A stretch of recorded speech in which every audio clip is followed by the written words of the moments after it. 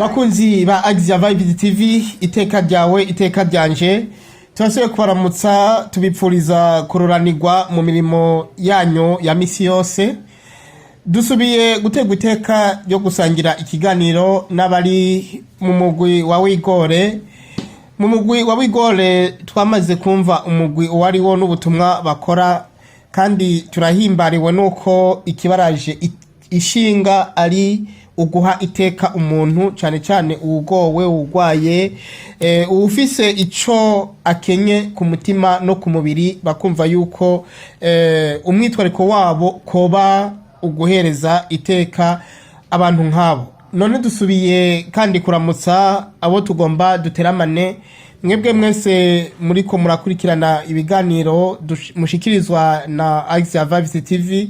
Dusubiye kandi kubipfuriza kuroranirwa mbere tubabwira ntimwibagire gufyonda canke gukora kuri sabone hamwe no gupartaja bino biganiro kuri abo bose mwiyumvira yuko vyogirira akamaro kugira ngo tubandanye dushikana ijwi kure kandi tubandanye dukora ishoka zose kugira ngo duhereze iteka umuntu. Uno munsi tuje kuganira kubijanye n'igikorwa cyo kumenyesha inkuru nziza kiriko kirategurwa muri uyu mugwi wa Wigore. Baraza kutubwira ryari ico gikorwa kizoba, baraza kutubwira ihangiro, baraza kutubwira ico biteze canke ivyamwa bamaze kubona mu bikorwa mwene ivyo bitegurwa mu mugwi wa Wigore canke nibashaka tubwira n'icamwa ku bikorwa byo kumenyesha inkuru nziza muri rusange.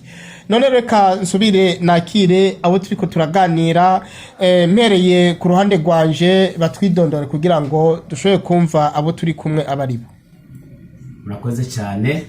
Akazina kanje ni Gahungu Fontaine nkaba ndangura ubutumwa mu mugwi wa Wigore. Murakoze cyane. Murakoze ndabaramukije n'abantu bose bariko baratwumviriza. Hama akazina kanje ni Anje Munezero abandangurira ubutumwa bwanje mu mugwi wa Wigore. Nanje ni Festus Tereteka ndabaramukije mwese habasanze nanje ndi mu mugwi wa Wigore. Murakoze cyane. Twamaze kuvuga yuko tuje kuganira kubijanye n'igikorwa cyo kumenyesha inkuru nziza. Mbega ivyo nivyo canke noba nihenze Festus? Yego nivyo cyane gose igikorwa cyo kumenyesha inkuru nziza nico twategekanya muri Wigore kandi turagihimbariwe kuko kiri mu bikorwa vya mbere turangura mu mugwi wacu kugira ngo umuntu wese yumve ko afise iteka ari n'iteka mu maso y'Imana n'abantu. Ego murakoze cyane.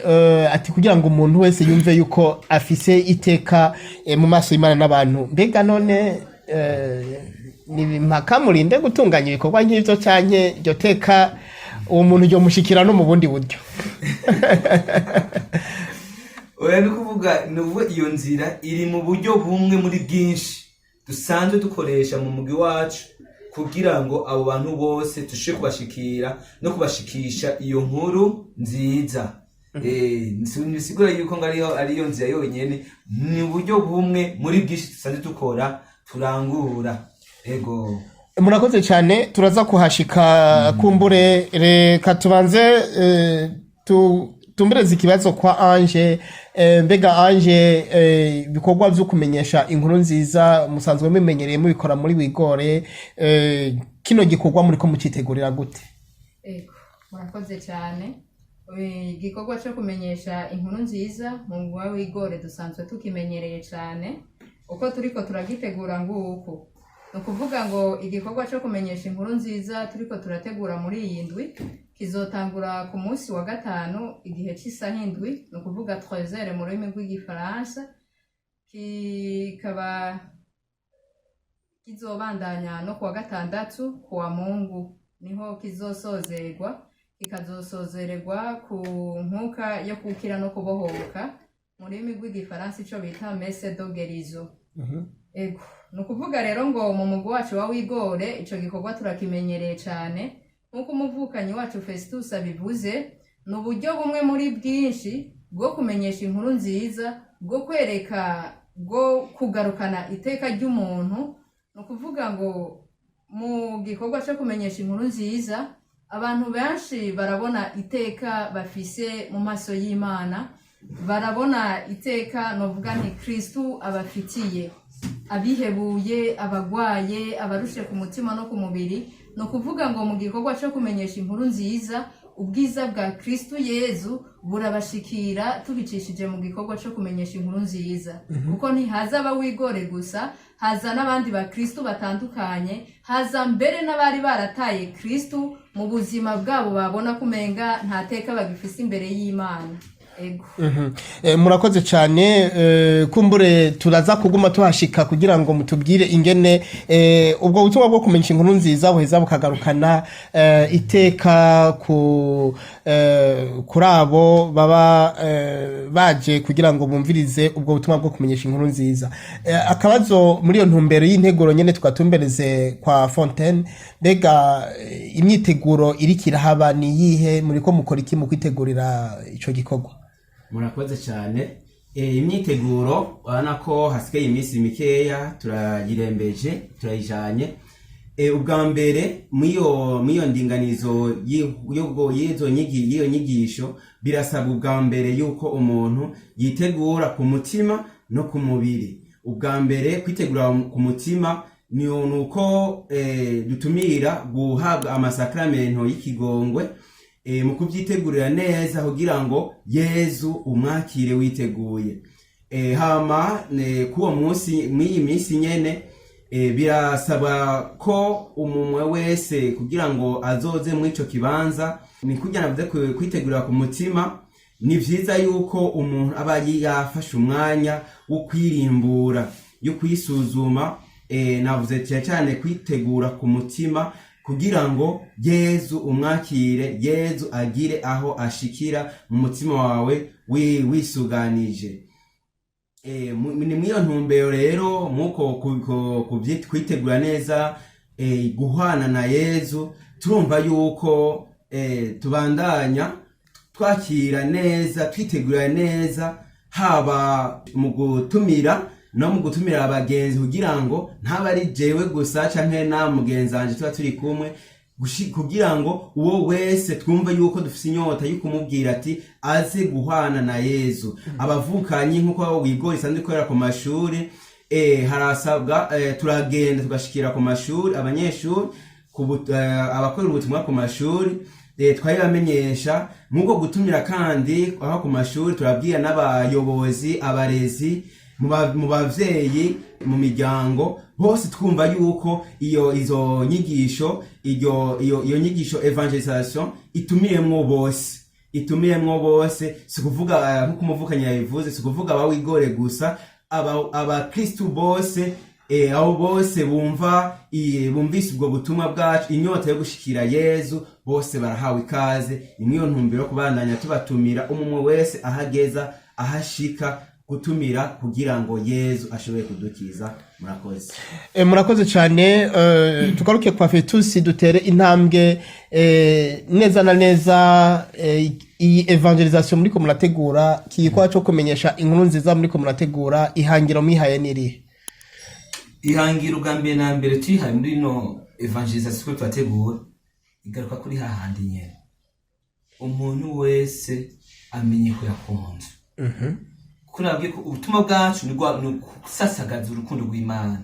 Umuntu wese rero amenye yuko yakunzwe. Niryo hangiro rya ino evangelisation. Mbere teme nubwo ati twahaye ino evangelisation y'uno mwaka ivuye muri Isaya ikiganiro cya 44 akaruka 42, aho avuga ati ugaruka iwanje kuko naragucunguye. Ni jambo Mukama duhaye, kandi nubwo ati ryatanzira mutima mwiranda, kuko Umukama yabonye yuko abantu benshi na cece mu kino gihe rero ibintu bitoroshe mu gihugu cyacu, usanga benshi mu mitima yabo huzuye nubwo ati ubwoba bw'ubuzima, intureka, usanga mbere babona yuko ubu nta niteka bagifise bivanye n'ibintu babayemo. Rero iryo teme rero Umukama yaduhaye kugira ngo tumve yuko abantu bose Umukama yaducunguye, turi niteka ko Imana yaducunguye. Rero tugarukiwe naho niyo ntumbero ihangiro rero yo kwegeranya abantu bose, tukegeranira ku Mana kuko imana niyo yaducunguye kandi yitwambika iteka. Yego. Murakoze rwose. Ati garuka iwanje kuko naragucunguye. Murakoze rwose, iryo jambo rirashika ku mutima, byumvikana yuko uwo ari we wese arafise icyo azohakura. Neza cyane rwose. Hambavu yaho inyigisho zizoba zishimikiye kuki nazo? Ubwa mbere na mbere inyigisho ku munsi wa mbere tuzoronka inyigisho idasanzwe, aho ubwa mbere na mbere tuzokumva icyo Imana yaturemeye n'iteka yaturemanye. Umunsi wa kabiri naho nyene tuzoheza turonka iyindi nyigisho kandi idufasha neza neza kutahura ico twabwirizwa gukora. Ico twabwirizwa gukora, mvuze icyo twabwirizwa gukora kuko hari igihe usanga hari icyo Imana yatubwirije gukora ngo ntitukirangure. Rero mugabo nubwo tutakirangure, hari icyo Imana yategekanije yuko twabwirizwa kurangura ngo tutagishitseko. Rero tuzoheza tumve icyo twabwirizwa gukora, nyama tutakirangure tuheze tumve n'ingene tuheze tukakirangura. Ku munsi ugira gatatu naho ari umunsi wa nyuma tuzosozerako iyo evangelisation, tuzoheza turonke ijambo ry'Imana, turonke inyigisho itwerekeza ku rukiza rwa Yesu. Kuko turagwaye. Yego. Kandi abantu twese turagwaye. Wovuga ngo arakomeye. Je sinzi mbe mu muntu atabakomeye bazumuturangiye tumwumve tumubone. Benshi turafise ubwa mugabo twese dukeneye muganga. Turakeneye voilà. Twese turakeneye muganga. None uwo muganga ninde? Hari uwundi. Nukuvuga uwo munsi twese muzotujana kwa Yesu. Twese uyo munsi tutegeza gushikira umuganga arenge abandi baganga bose. Nawe ni Yesu. Amen. Nje gituma notumira abantu bose, mana yanje iyi minsi 3 ntibacike. Yego. Rero ku munsi wa gatatu tuzoronka inyigisho itwerekeza ku rukiza rwa Yesu. Urukiza rwa Yesu. Kumba igihe benshi bumva urukiza bakamuga kumva gutandukanye. Uwo munsi rero Yesu azoheza aduhishura urukiza rw'ingene rumeze, n'ingene n'abagwakira, ingene bavyitegurira, ingene bameze. Duhezereye dusangane ubwo rukiza. Yego. Urakoze cyane, dusangira ijambo nabo turi kumwe mu kiganiro. Mbega Fontaine, izo nyigisho zo kumesha inkuru nziza zizobera hehe? Murakoze cyane. Izo nyigisho zo kumenyesha inkuru nziza, urumva ko ni minsi 3 zoba mu minsi 3 ikurikirana. Ku munsi wa mbere tuzozironkera, nukuvuga umunsi wa mbere w'inyigisho. Umunsi wa mbere w'inyigisho murantunga. Umunsi wa mbere w'inyigisho tuzohurira mu nyubako za Ndongozi. Niho izo nyigisho zizobera. Rero guva isaha 7 neza niho tuzoba dutanguye. Hama ku munsi ugira kabiri naho nyene ni mwico kibanza nyene, mbe no ku munsi ugira gatatu ni mwizo nyubakwa nyene zo muri Ndongozi. Niho tuzohurira ku munsi cyane ndababwire ku munsi w'Imana, ari wo munsi udasanzwe uzobugira gatatu w'inyigisho. Ari no gusozera nyene. Birasabwa yuko tushika kare tukavyitegurira neza, tukaba tutekanye. Hama tugatangura tugashika saa 4 duze kugira ngo twitegurire ibyo vyiza vy'umukama. Ego muraho ikaze rero mu ikibanza, imiryango iruguruye kuri mwese. Ego ko ari ku munsi w'Imana tuzoza twasenze canke ku munsi kumva we bidasanze gose tuzoronka inkuka ya misa. Bisabwa ego urashobora kuba ketse wo office intuze, ariko twebwe tuzoronka inkuka ya misa. Ego murakoze cyane. Duje kwa Ange. Mbega Ange, uramaze kubona Yesu agira neza? Ego cyane.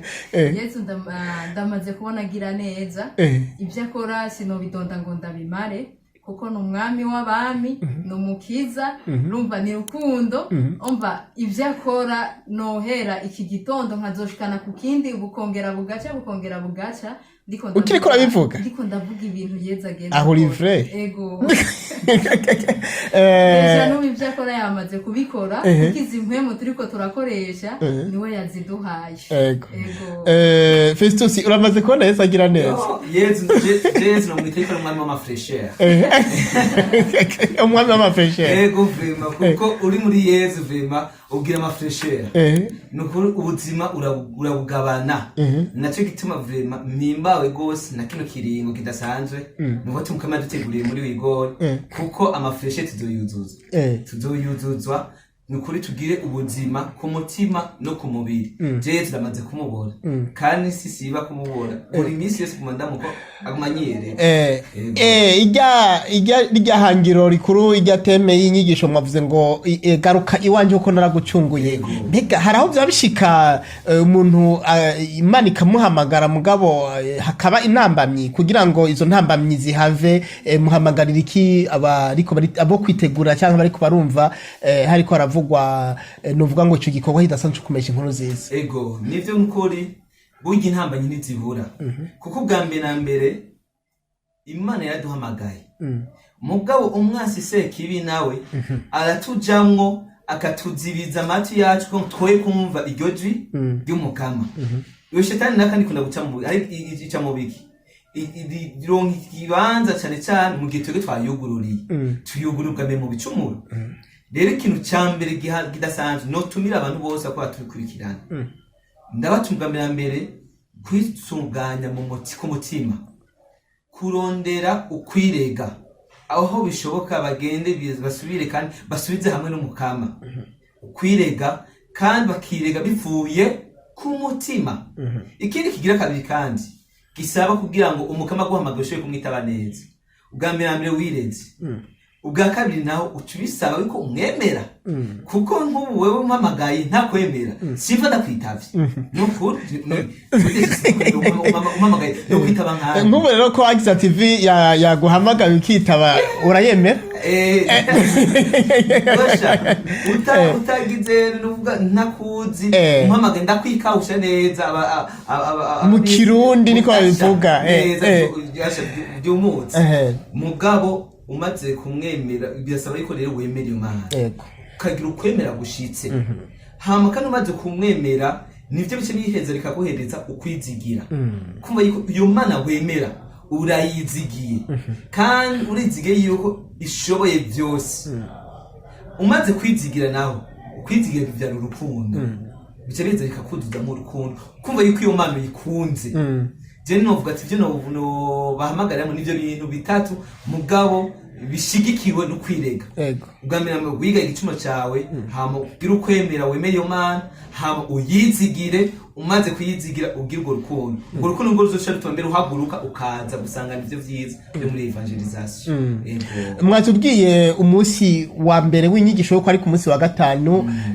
isaha 6 hama mwanatubwiye yuko umunsi wo gusozera ari ku munsi w'Imana tugahamagarirwa kuba twashitse mu kibanza isaha 4 beka ku munsi ugira kabiri nawo inyigisho biri gute subira inyuma gato imbere ko ku munsi wa mbere ari wa gatanu mbere ngo ntume n'abandi hazoba hariho adoration kuva 3 z'agatondo gushika saa 7 guteramana na Yesu turatumidiyemo izo birangaho nyine muri ndongozi kuva 3 z'agatondo hazoba harimo n'inkuka y'imisa ku munsi wa gatandatu naho nyene azoba special kuko iyo misi yose Yesu azoba afise aga specialite kacu igidasanzwe yadutegure ku munsi ni usibaye ko igidasanzwe kizokihari ku munsi wa nyuma wonyene uwa mbere Yesu azoba dufite aga specialite kawo uwa kabiri konye n'uwa gatatu ku munsi wa kabiri ari umunsi wa gatandatu naho nyine hazoba inkuka y'imisa bambaza inyigisho hacaba uguteramira Yesu bimwe bidasanzwe tumuturi ibyacu byose ko Yesu bavuga ati ngo nimuze mwege murushe muremerewe ngirene ndabaruhurire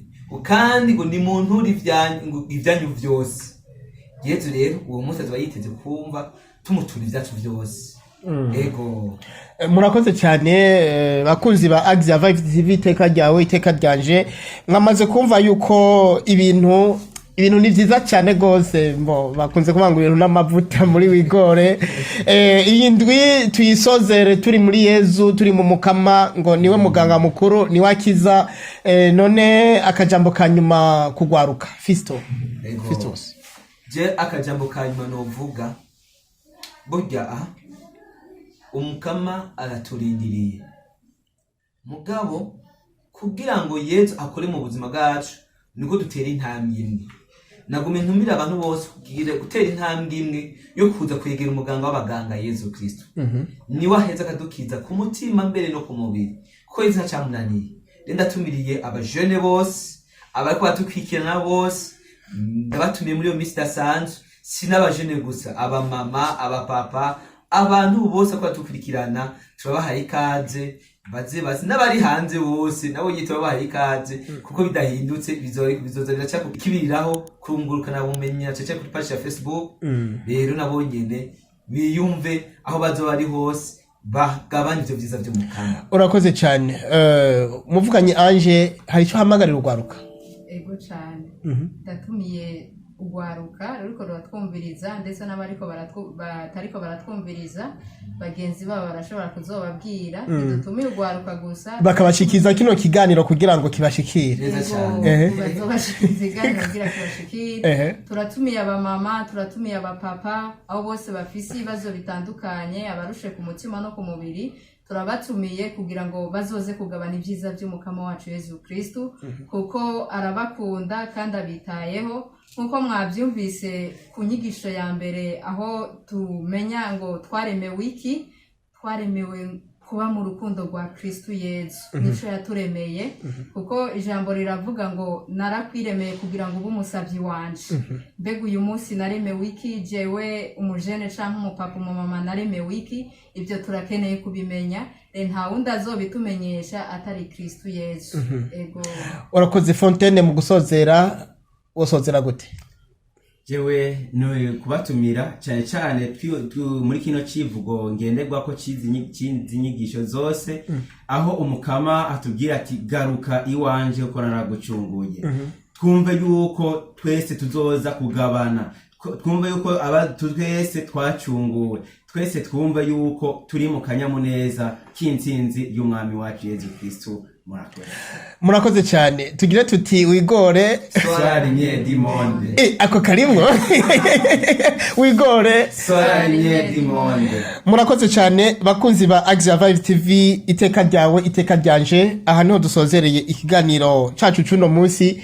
Reka tube turabaha ikaze muri izo nyigisho zo kumenyesha inkuru nziza, kandi tuzosubira kuraba ingene twosubira tukabashikiriza n'akandi kantu tuguma twitwararitse ico bahimbara. Namwe mugumane natwe mufyonda kuri sabone, mwongera mupartage bino biganiro ku bandi bose bitarashikira, kugira ngo twese hamwe duharanire kurondera iteka rya kiremwa muntu, iteka ryacu muri wigore soit la lumière du monde. Duharanire iteka ryacu, duharanire iteka rya kiremwa muntu. Murakoze.